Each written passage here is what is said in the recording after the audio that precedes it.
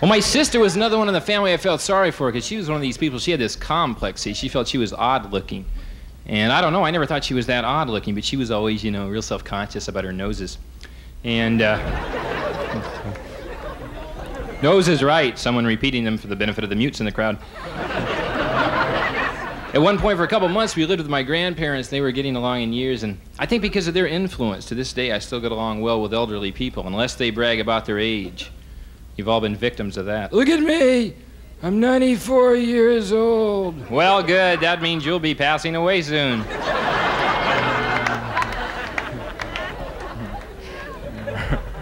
Well, the whole family was nuts. It's not just me, it's the whole group. I have a brother who's an inept doctor, cheated his way through medical school, really a quack. One time this patient came to me, had these yellow stains on the ends of his fingers. My brother diagnosed it as a rare form of jaundice. They found out later the guy had been eating Cheetos. My mom was always my favorite relative, right? You love your parents, but God. She would always say stuff that would make me feel insecure, like on my 20th birthday, instead of saying happy birthday, George, and all that, my mom had to bring out the fact that Charles Percy, the senator from Illinois, when he was 20, he was the head of Bell and Howell Corporation. Can you see that, a 20-year-old kid? Yeah, we'll have a stockholders meeting at 10 o'clock. I'm flying to the coast at noon. I'll be meeting with the president of General Motors at 5 p.m. When I was 20, I was working at McDonald's. You want lids on these?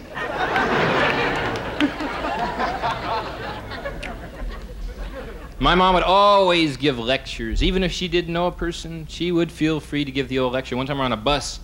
There's a kid about 9, 10 years old. He's got his arm dangling out the window like kids do. My mom did know him, but she had to give a lecture. Young man, that's a good way to lose an arm. And the kid was sarcastic. He said, thank you. Could you tell us some of the other ways?